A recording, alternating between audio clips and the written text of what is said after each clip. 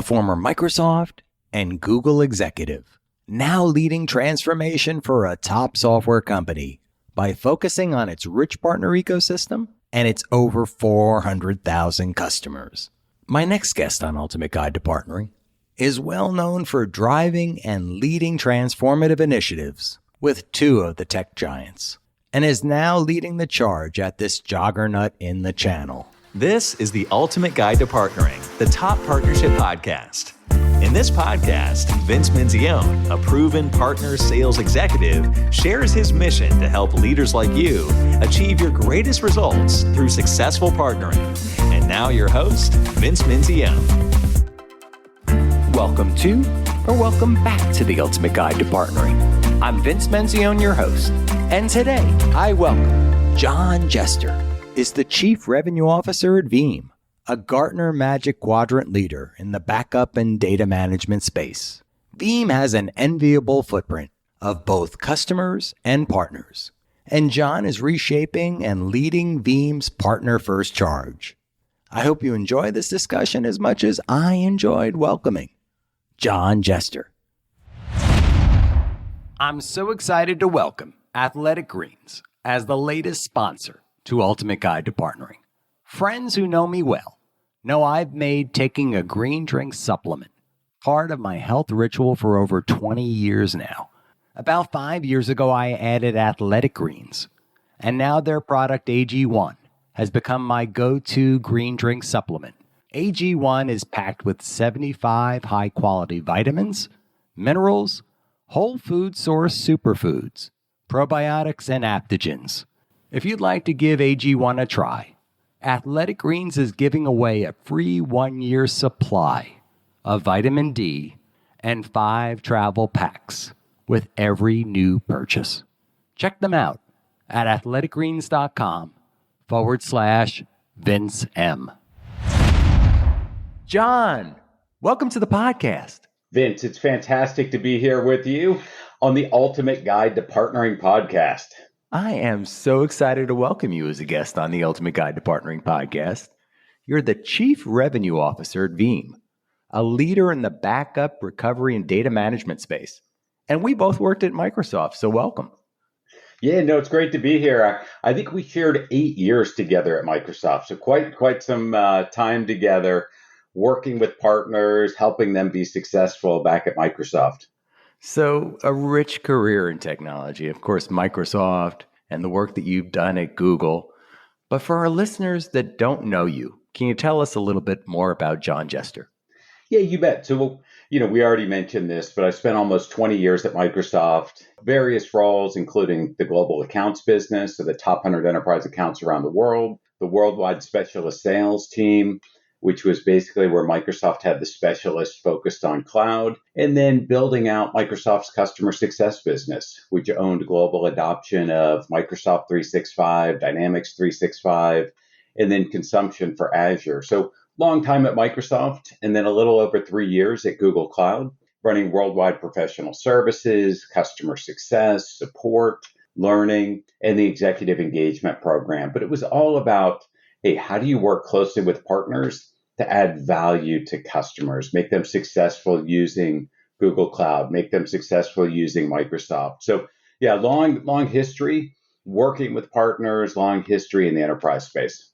Yeah, you're being a little bit modest, right? Think about the business units you ran, and they were transformational at Microsoft. I mean, certainly the CSU, or the client success unit, was a new level of impact that Microsoft was trying to make towards the customer, moving away and shifting from the old model to this new consumption model, right? Yeah, and I think all of us have that challenge is, we work in a cloud world is, hey, how does a vendor like a Microsoft, a Google, or a Veeam work closely with the partner ecosystem to add value to customers? And I think that's one of the things that's been great about this shift to cloud is it's about adding value. And, Microsoft investing and creating a customer success unit is a great example of that. Moving from, hey, I'm going to sell you software to, I really want to work with you and add value. And, at Microsoft, that really went a long way in helping customers be successful. And then same thing at Google. Google made a big investment to build out customer success to help their customers get more value from the platform. Veeam is a significant leader in the space that you're in. And you joined this organization, well, almost a year ago now, right? Yeah, so I've been at Veeam as CRO for 9 months now. And you're right, we are a leader in the marketplace. We're very proud. We're number two worldwide market share, according to IDC. And probably even more importantly, we have 450,000 customers. And I Wow. talk to those customers, I talk to our partners, and we know that data is one of their most important assets. And we really aspire to help them manage that data, protect that data, anywhere they have it. Could be on premises, could be in the cloud, could be through a cloud solution provider. But we want to provide that solution to help customers manage data wherever it is and protect that data. So that's our mission. That's what we're focused on. So, what do you hope to accomplish? Yeah, so I think the main thing that we want to do is help customers manage and protect their data wherever it is.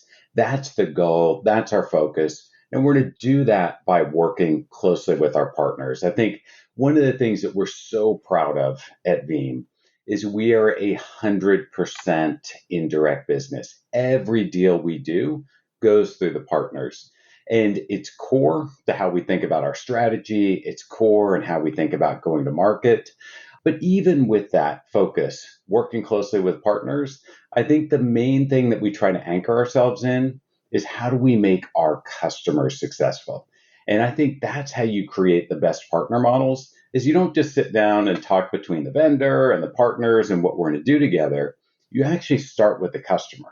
And what's the innovation we're bringing to the customer? What are the business problems we're trying to solve?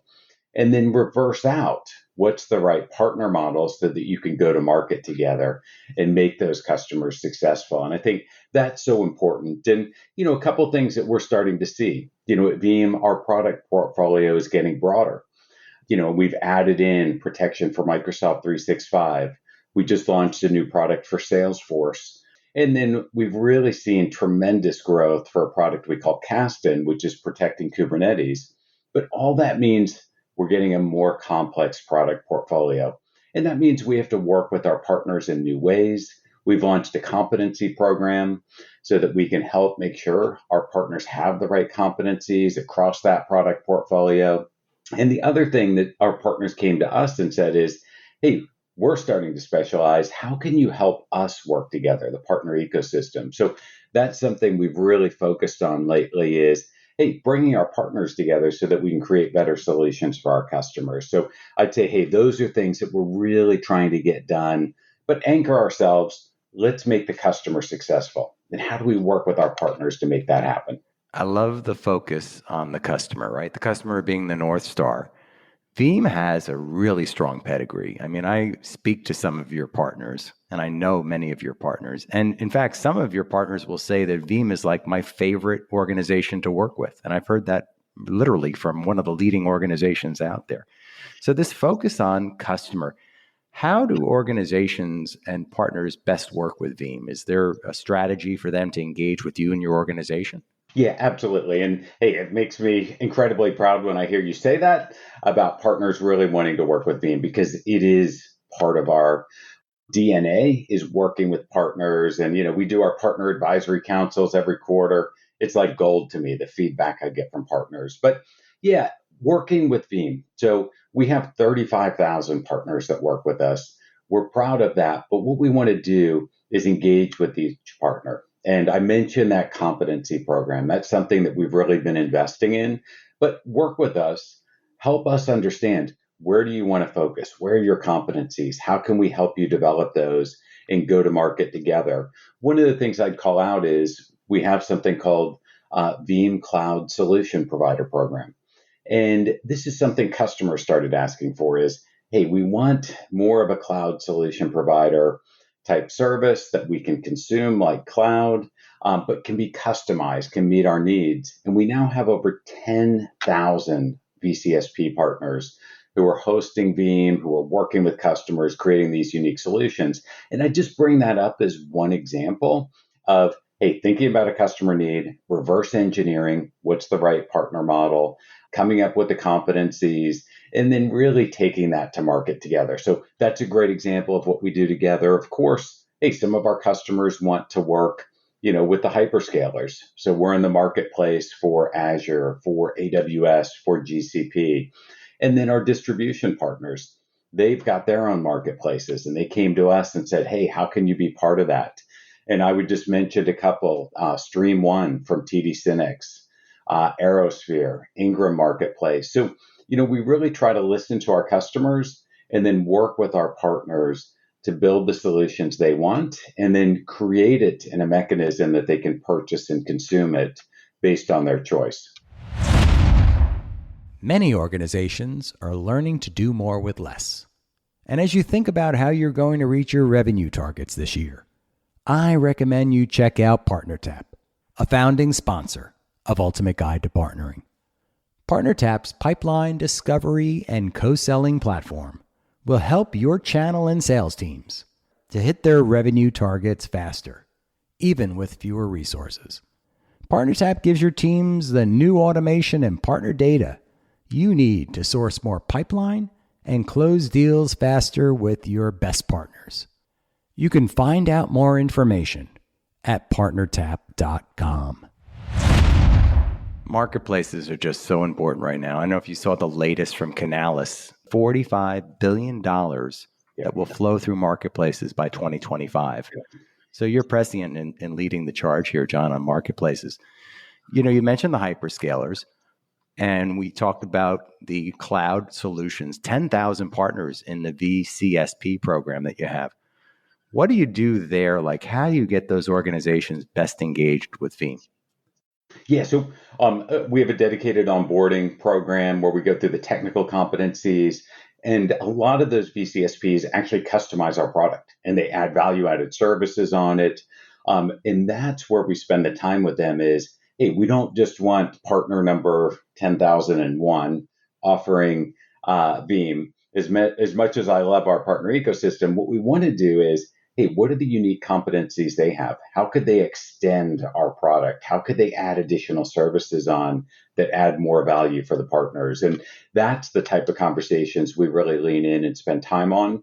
I think we're somewhat unique in that we put part of our partner organization actually in our engineering team, because I really find that's how we do the most innovative things is understanding what the partner's trying to achieve, and then actually working with our engineering team. How do we engage? How do we create some of the APIs some of our partners need to really customize that solution and make it unique? But that's what I'd say on the VCSP front. Like, come work with us, talk to us about your customer base, the competencies you have, and then let's create something unique in the market.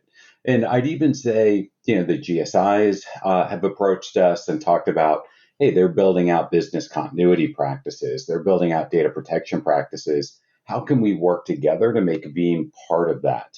And it's the same thing. It's doing some engineering work. It's doing work to understand what customers need and then create that unique and differentiated solution that makes the partner have a unique offer in market and also, frankly, makes Veeam more relevant to our customers in that space. So these are areas that I get excited about. Is, hey, how do we really think about the customer, reverse engineer the solution, and then do the engineering work or do the commercial work to bring it together? Well, I love what you have to say, because what you really said was partner-led to me, right? Because I see so many organizations, whether they be SaaS or independent software vendors, that try to take this direct approach to market. In fact, that's pretty much the norm these days, versus what you've said. You have integrated partner across the various components of your C-suite. You're going across product, you're going across marketing, you're going across selling as the CRO of the organization to drive that. And you've been around this partner world for quite some time, and this is the ultimate guide to partnering. So, John, I need to ask you this. What do you see from the best partnerships? Hey, I think there's three things that jump out to me when I think about the best partnerships. The first is what we've already hit on. Start with the customer, reverse engineer the solution you need to bring to market. So start there with the customer. Second thing is, hey, partner models have to have success and profitability for the partner, for the vendor. Getting that right, I know it sounds simplistic, but the long-term partnerships I have are ones where we sit down together, we do our quarterly business reviews. Those metrics, those KPIs mean that the vendors being successful, the partners being successful, and then ultimately the customers being successful. And that's just one thing I've got to brag on about Veeam. our net promoter score, NPS, is 82. Wow. And hey, that's about having a product that customers love. It also is about having partners that implement that product and make it work. And we would not have achieved that NPS of 82 without our great partner ecosystem, without great products. So it's bringing it all together that I think is so important. So three things: start with the customer, reverse engineer that solution. And then the second thing there that I think is so important is building the right model from the start that's mutual success, and then great communication in QBRs and reviews. And you pointed out the value back to the partner. You mentioned this a few times, and I want to stress it, right? Because sometimes, again, the direct model, but even the marketplace model doesn't always allow for value on both sides. In fact, many of the partners that we all know and love they abhor the marketplace. I'll be candid in saying this because they don't see enough value. They don't see the top line revenue to their organizations generally, and they're not seeing the incremental value in embracing marketplaces. But what you're telling me and telling our audience here is that in fact, you're creating joint value. They are building on top of the Veeam solution, which is adding incremental value to the offering, but also greater value to the customer. Yeah. And I think that's so important. If you build that type of model, you're going to create long-term success. And that's what we're oriented on. So you've been around these partnerships for quite some time. I mean, 20 years at Microsoft. I mean, I feel like Microsoft almost invented the channel back. If you go back to Boca Raton and the first PC, right?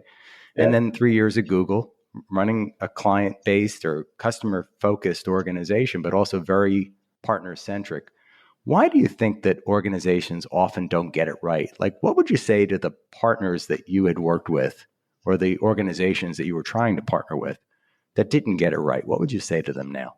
Hey, I'd say the first thing that I always run into when something goes wrong in a partnership, it's poor communication. It sounds so simple, but how many times is someone maybe unhappy with the dynamics of the partnership, or you've got a big customer implementation that's going wrong, and instead of communicating, saying I need help, or saying, hey, this is just not working for me, it's putting pressure on me from an economical standpoint that's not sustainable.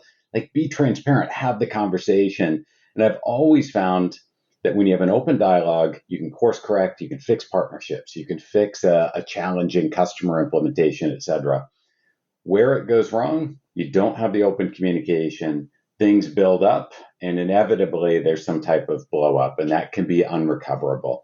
And so that's my number one thing is open communication. We're only successful if we make our end customer successful. And that comes by working and adapting and thinking that we're going to have everything right from day one and we're going to have the perfect model and the perfect deal. It's just not realistic. We're going to have to adapt. We're going to have to change. And if we communicate and we talk to each other, we can make that happen. Yeah, I find it as well, right? Organizations don't communicate enough. I say you need to over communicate, almost in an aggressive way, but a diplomatic way. And point out like what's not working, right? We got green, yellow, red on our scorecard. We're yellow or red, but we're not talking about that. It's almost like the elephant in the room. People go into the meeting with kind of that on their mind, right? Yeah, you're spot on. I spent 3.5 years in the UK while I was working with Microsoft. And there was a term I picked up on there. They called it tea and biscuits, which means, hey, you sit down, you have a meeting with the partner maybe. You have tea, you have biscuits, you're very nice, you don't talk about anything difficult. And it's so important to, stay away from that type of relationship because it may feel good in the meeting. You may walk out and everyone's like, oh, we didn't rock the boat, but you're not actually creating a great partnership. You're not building better solutions. You're not taking care of customers. So I always say, hey, avoid the tea and biscuits meeting. I do enjoy the tea and biscuits, don't get me wrong, but talk about the tough issues. Go after that elephant in the room. That's how you're going to have a better partnership. I like tea and biscuits. I might use it. I've been using the term Barney meetings, I love you, you love me. Yeah. And then almost kumbaya, right? So many times I'd have these meetings when I was a GM at Microsoft with partners, and we'd have this great meeting. We'd say we're going to do all these great things, and then nothing would happen. We'd all go away. And I'd ask the PDM later on, like, whatever happened? And there was no follow-up, right? Yeah. So important. So I love what you have to say about the partnership side, and we're gonna reuse some of this, but I'd love to pivot. Like, you have had just an amazing career, John. I was taking a look at your LinkedIn profile again this morning, and great pedigree of leadership roles across these amazing organizations, the leaders in this industry. Was there a spark? Was there a best piece of advice? Like, what got John Jester on the path to this point in your career? Yeah, so I'd say this is not anything that's rocket science, but I'd say early in my career, someone pulled me aside and gave me really good advice, which is it's not what you accomplish, it's how you accomplish it. And I know that sounds simplistic, but I think a good test for all of us to have, especially early in career when you're leading teams, is hey, you're going to work on a tough project together. And that project, let's say it's a successful project, that's not actually what's going to determine the long-term sustainability of your ability to get things done. It's going to be the people on that team. Would they volunteer to work for you again, to work with you again? So how you get things done, how you treat people, how you make them successful is actually much more important to the long-term sustainability of delivering results than, hey, you go in, you're aggressive, you get a project done, the project's a success. Early in our career, we think, hey, we did it, high five, job well done. It's actually really how you did it. And do people want to continue to work with you? That's what will drive long-term sustainable results. I love what you have to say here. Is there any words of advice for leaders out there looking to be better leaders? Yeah, I think, Kate, the big thing, and I sound like a broken record, is they start with the customer, reverse engineer what you need to get done, enable your teams, put the KPIs in place, open communication. Doing all those things, I think, is what sets us up for success. I love that. So, John, we're going to have a little bit of fun. This is one of my favorite questions I get to ask, and I don't ask it of every guest, but I do want to ask this of you. You are hosting a dinner party, and for this amazing dinner party, you can invite any 3 guests from the present or the past. Whom would you invite and why? Yeah, it's a fascinating question. So who I would invite Albert Einstein, Leonardo da Vinci, Isaac Newton. And why would I do that? Because I think all of them obviously were innovative and were thought leaders in their respective timeframes. They were all also thought of as probably slightly crazy by the mainstream for coming up with these creative and innovative ideas. But I think the level of personal conviction, the ability to think through incredibly difficult challenges. You think about Albert Einstein, theories he came up with, they're still being upheld as we do additional research, et cetera. So I just think it'd be fascinating to just try to get a sense over this dinner conversation into their thought process, how they went about things, thinking through completely new, undiscovered areas, and then coming up with inventions on the back of it. So those are my 3. I'm a bit of a geek, so you can see who comes to dinner. I love it. I love it. Where are you going to host this party? Do you have a location planned out? I think I could see this happening probably in Napa Valley down in California. I think if we had the right wine set up, a little sunset action, we could get the most creativity out of this conversation, really get people to open up and chat. I love that. I think Leonardo would definitely open up with a nice glass of red. What do you think? I do. So, John, for our listeners, this is 2023, and we're really stepping into 2023 now, right? Any words of advice? We've had a little bit of headwinds in the economy. I feel optimistic about 2023. So I was hoping you can give our listeners some best words of advice or wisdom to launch us up into a very successful 2023. Hey, Vince, it's early February. I think most of us have just wrapped up our sales kickoff. What I say is, hey, take that energy, take that excitement, go meet with your partners, go meet with your customers, craft the solutions that our customers need. It's a better environment right now from a business perspective. That's the signals I'm getting from customers, from partners, et cetera. Take that energy and excitement and use it to get off to a fantastic Q1. I love what you have to say, John. In fact, I, again, am optimistic. We in the tech sector have an opportunity and obligation to lead at this time. And what you had said is just so right on for that. John, I want to thank you. It has been a pleasure having you as a guest on Ultimate Guide to Partnering. I know how valuable and how limited your time is, so really great to have you join our listeners today. Thanks for having me, Vince. Really enjoyed it. Thank you. So there you have it. Another amazing guest joins Ultimate Guide to Partnering. And I hope you enjoyed this interview as much as I did. Odds are, if you're a technology partner executive and hearing my voice, chances are you too are looking to accelerate your success through partnerships. I mean, let's face it, we all have seen partnerships that look good on paper, but never live up to their expected results. There are a lot of reasons why partnerships fail.